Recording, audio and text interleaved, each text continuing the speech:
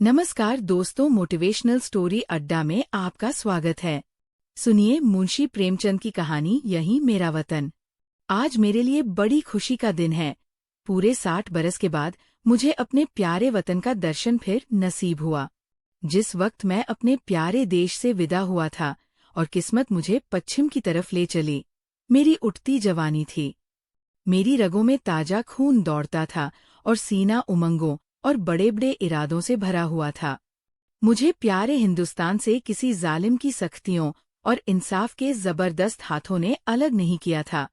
नहीं, जालिम का जुल्म और कानून की सख्तियां मुझसे जो चाहे करा सकती है, मगर मेरा वतन मुझसे नहीं छुड़ा सकती। ये मेरे बुलंद इरादे और बड़े बड़े मंसूबे थे जिन्होंने मुझे देश निकाला दिया। मैंने अमेरिका में खूब व्यापार किया, खूब दौलत कमाई और ऐश भी खूब किए। भाग्य से बीवी भी ऐसी मिली जो बहुत ही सुंदर थी, जिसकी खूबसूरती की चर्चा सारे अमेरिका में फैली थी और जिसके दिल में मेरे अलावा कोई और नहीं था। मैं अपनी बीवी को दिलोजान से प्यार करता था और वह मेरे लिए सब कुछ थी। मेरे 5 बेटे हुए, सुंदर, हृष्टपुष्ट और नेक, जिन्होंने व्यापार को और भी चमकाया और जिनके भोले नन्हे बच्चे उस वक्त मेरी गोद में बैठे हुए थे जब मैंने प्यारी मातृभूमि का अंतिम दर्शन करने के लिए कदम उठाया। मैंने बेशुमार दौलत, वफादार बीवी, सपूत बेटे और प्यारे प्यारे जिगर के टुकड़े, ऐसी ऐसी अनमोल नेमतें छोड़ दी, इसलिए कि प्यारी भारत माता का अंतिम दर्शन कर लूं। मैं बहुत बुढ़ा हो गया था। 10 और हों तो पूरे 100 बरस का हो जाओ। और अब अगर मेरे दिल में कोई आरजू बाकी है तो यही कि अपने देश की खाक में मिल जाऊं। ये आरज़ू कुछ आज ही मेरे मन में पैदा नहीं हुई है, उस वक्त भी थी जबकि मेरी बीवी अपनी मीठी बातों और नाजुक अदाओं से मेरा दिल खुश किया करती थी। जबकि मेरे नौजवान बेटे सबेरे आकर अपने बूढ़े बाप को अदब से सलाम करते थे, उस वक्त भी मेरे जिगर में एक कांटा सा खटकता था, और वह कांटा ये था कि मैं यहाँ अपने देश से निर्वासित हूँ। ये देश मेरा नहीं है, मैं इस देश का नहीं हूँ। धन मेरा था, बीवी मेरी थी, लड़के मेरे थे और जायदादें मेरी थीं, मगर जाने क्यों मुझे रह रहकर अपनी मातृभूमि के टूटे फूटे झोंपड़े, 4-6 बीघा मौरूसी जमीन और बचपन के लंगोटिया यारों की याद सताया करती थी।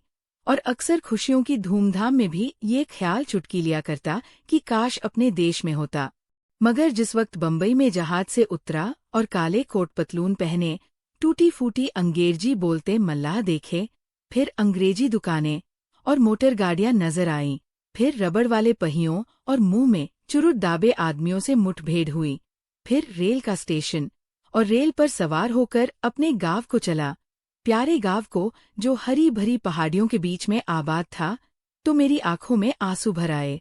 मैं खूब रोया, क्योंकि ये मेरा प्यारा देश नहीं था। ये वो देश न था जिसके दर्शन की लालसा हमेशा मेरे दिल में लहरें लिया करती थी। ये कोई और देश था, ये अमेरिका था, मगर प्यारा भारत नहीं। रेलगाड़ी जंगलों, पहाड़ों, नदियों और मैदानों को पार करके मेरे प्यारे गांव के पास पहुंची, जो किसी जमाने में फूलपत्तों की बहुतायत और नदी नालों की प्रचुरता में स्वर्ग से होड़ करता था। मैं गाड़ी से उतरा तो मेरा दिल बासों उछल रहा था, अब अपना प्यारा घर देखूंगा, अपने बचपन के प्यारे साथियों से मिलूंगा। मुझे उस वक्त ये बिल्कुल याद न रहा कि मैं 90 बरस का बूढ़ा आदमी हूँ। ज्यों-ज्यों मैं गांव के पास पहुंचता था, मेरे कदम जल्द जल्द उठते थे और दिल में एक ऐसी खुशी लहरें मार रही थी जिसे बयान नहीं किया जा सकता। हर चीज पर आंखें फाड़ फाड़ कर निगाह डालता। ये वो नाला है जिसमें हम रोज घोड़े नहलाते और खुद गोते लगाते थे, मगर अब इसके दोनों तरफ कांटेदार तारों की चहारदीवारी खिंची हुई थी और सामने एक बंगला था जिसमें 2-3 अंग्रेज बंदूकें लिए इधर उधर ताक रहे थे। जैसे ही गांव में गया तो आंखें बचपन के साथियों को ढूंढने लगी, मगर अफसोस वो सब के सब मौत का निवाला बन चुके थे और मेरा टूटा फूटा झोपड़ा, जिसकी गोद में बरसों तक खेला था, जहां बचपन और बेफिक्रियों के मजे लूटे थे, जिसका नक्शा अभी तक आंखों में फिर रहा है, वो अब एक मिट्टी का ढेर बन गया था। जगह गैराबाद न थी। सैकड़ों आदमी चलते फिरते नजर आए, जो अदालत और कलेक्ट्री और थाने पुलिस की बातें कर रहे थे। उनके चेहरे बेजान और फिक्र में डूबे हुए थे, और वह सब दुनिया की परेशानियों से टूटे हुए मालूम होते थे।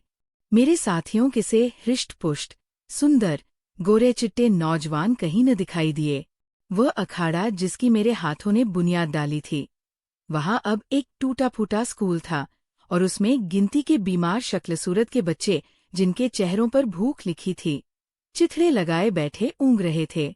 नहीं, ये मेरा देश नहीं है। ये देश देखने के लिए मैं इतनी दूर से नहीं आया। ये कोई और देश है, मेरा प्यारा देश नहीं है। उस बरगद के पेड़ की तरफ दौड़ा जिसकी सुहानी छाया में हमने बचपन के मजे लूटे थे, जो हमारे बचपन का हिंडोला और जवानी की आरामगाह था। इस प्यारे बरगद को देखते ही रोना सा आने लगा, और ऐसी हसरत भरी, तड़पाने वाली और दर्दनाक यादें ताज़ी हो गई कि घंटों जमीन पर बैठकर रोता रहा।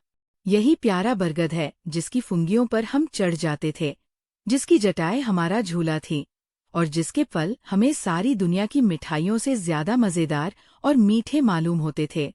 वह मेरे गले में बाहें डालकर खेलने वाले हमजोली जो कभी रूठते थे, कभी मनाते थे, वह कहाँ गए? आह, मैं बेघर-बार मुसाफिर क्या अब अकेला हूँ? क्या मेरा कोई साथी नहीं? इस बरगद के पास अब थाना और पेड़ के नीचे एक कुर्सी पर कोई लाल पगड़ी बांधे बैठा हुआ था। उसके आसपास 10-20 और लाल पगड़ी वाले हाथ बांधे खड़े थे, और एक अधनंगा अकाल का मारा आदमी, जिस पर अभी-अभी चाबुकों की बौछार हुई थी, पड़ा सिसक रहा था।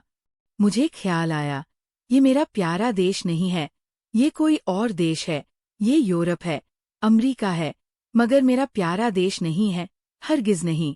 इधर से निराश होकर मैं उस चौपाल की ओर चला जहाँ शाम को पिताजी गांव के और बड़े बूढ़ों के साथ हुक्का पीते और हंसी दिल्लगी करते थे। हम भी उस टाट पर क्लाबाजिया खाया करते। कभी-कभी वहाँ पंचायत भी बैठती थी, जिसके सरपंच हमेशा पिताजी ही होते थे।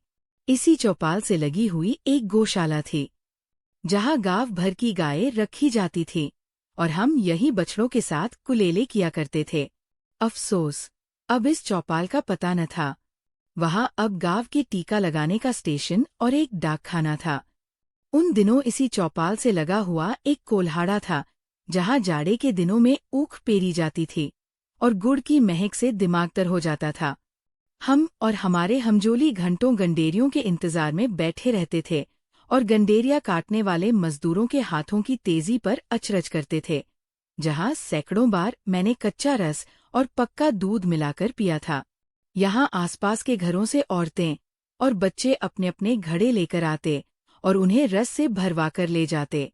अफसोस, वो कोल्हू अभी ज्यों के त्यों गड़े हुए हैं, मगर देखो, कोल्हाड़े की जगह पर अब एक सन लपेटने वाली मशीन है, और उसके सामने एक तंबोली और सिगरेट की दुकान है।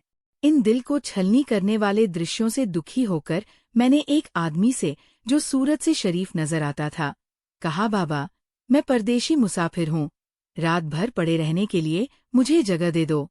इस आदमी ने मुझे सर से पैर तक घूर कर देखा और बोला, आगे जाओ, यहाँ जगह नहीं है। मैं आगे गया और यहाँ से फिर हुक्म मिला, आगे जाओ। 5वीं बार सवाल करने पर एक साहब ने मुट्ठी भर चने मेरे हाथ पर रख दिए। चने मेरे हाथ से छूटकर गिर पड़े और आंखों से आंसू बहने लगे। हाय, ये मेरा प्यारा देश नहीं है, ये कोई और देश है। ये हमारा मेहमान और मुसाफिर की आवभगत करने वाला प्यारा देश नहीं, हरगिज नहीं। मैंने एक सिगरेट की डिबिया ली और एक सुनसान जगह पर बैठकर बीते दिनों की याद करने लगा कि यकायक मुझे उस धर्मशाला का ख्याल आया जो मेरे परदेश जाते वक्त बन रहा था। मैं उधर की तरफ लपका कि रात किसी तरह वही काट लूं, मगर अफसोस, हाय अफसोस, धर्मशाला की इमारत ज्यों की त्यों थी, लेकिन उसमें गरीब मुसाफिरों के रहने के लिए जगह न थी। शराब और शराबखोरी, जुआ और बदचलनी का वहाँ अड्डा था। ये हालत देखकर बरबस दिल से एक ठंडी आह निकली। मैं जोर से चीख उठान ही नहीं, और 1000 बार नहीं, ये मेरा वतन, मेरा प्यारा देश, मेरा प्यारा भारत नहीं है, ये कोई और देश है, ये यूरोप है, अमरीका है, मगर भारत हरगिज नहीं। अंधेरी रात थी। गीदड़ और कुत्ते अपने राग अलाप रहे थे। मैं दर्दभरा दिल लिए उसी नाले के किनारे जाकर बैठ गया और सोचने लगा कि अब क्या करूं? क्या फिर अपने प्यारे बच्चों के पास लौट जाऊं और अपनी नामुराद मिट्टी अमरीका की खाक में मिलाऊं? अब तो मेरा कोई वतन न था। पहले मैं वतन से अलग जरूर था, मगर प्यारे वतन की याद दिल में बनी हुई थी। अब बेवतन हूँ, मेरा कोई वतन नहीं। इसी सोच विचार में बहुत देर तक चुपचाप घुटनों में सिर दिए बैठा रहा। रात आंखों ही आंखों में कट गई।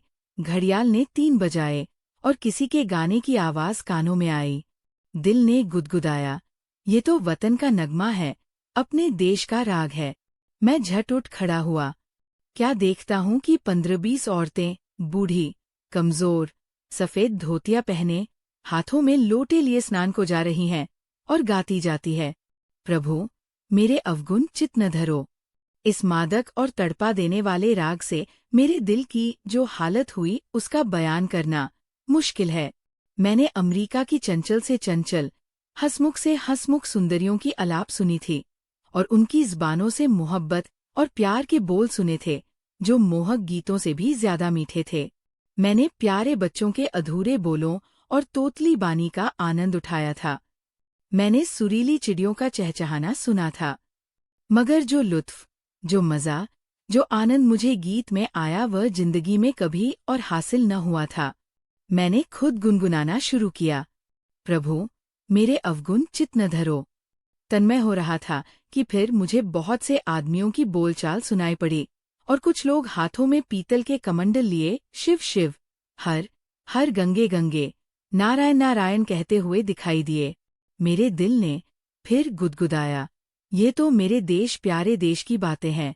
मारे खुशी के दिल बाग बाग हो गया। मैं इन आदमियों के साथ हो लिया और 1 2 3 4 5 6 मील पहाड़ी रास्ता पार करने के बाद हम उस नदी के किनारे पहुंचे जिसका नाम पवित्र है, जिसकी लहरों में डुबकी लगाना और जिसकी गोद में मरना हर हिंदू सबसे बड़ा पुण्य समझता है। गंगा मेरे प्यारे गांव से 6-7 मील पर बहती थी और किसी ज़माने में सुबह के वक्त घोड़े पर चढ़कर गंगा माता के दर्शन को आया करता था। उनके दर्शन की कामना मेरे दिल में हमेशा थी। यहाँ मैंने हजारों आदमियों को इस सर्द, ठिठुरते हुए पानी में डुबकी लगाते देखा। कुछ लोग बालू पर बैठे गायत्री मंत्र जप रहे थे, कुछ लोग हवन करने में लगे हुए थे, कुछ लोग माथे पर टीके लगा रहे थे, कुछ और लोग वेद मंत्र सस्वर पढ़ रहे थे। मेरे दिल ने फिर गुदगुदाया और मैं जोर से कह उठा, हाँ, यही मेरा देश है, यही मेरा प्यारा वतन है, यही मेरा भारत है। और इसी के दर्शन की, इसी की मिट्टी में मिल जाने की आरज़ू मेरे दिल में थी। मैं खुशी में पागल हो रहा था। मैंने अपना पुराना कोट और पतलून उतार फेंका और जाकर गंगा माता की गोद में गिर पड़ा। जैसे कोई नासमझ, भोला भाला बच्चा दिन भर पराए लोगों के साथ रहने के बाद शाम को अपनी प्यारी माँ की गोद में दौड़कर चला आए, उसकी छाती से चिपट जाए। हाँ, अब अपने देश में हूँ। ये मेरा प्यारा वतन है, ये लोग मेरे भाई, गंगा मेरी माता है। मैंने ठीक गंगा जी के किनारे एक छोटी सी झोपड़ी बनवा ली है और अब मुझे सिवाय राम नाम जपने के और कोई काम नहीं। मैं रोज शाम सवेरे गंगा स्नान करता हूँ और यह मेरी लालसा है कि इसी जगह मेरा दम निकले और मेरी हड्डियां गंगा माता की लहरों की भेंट चढ़े।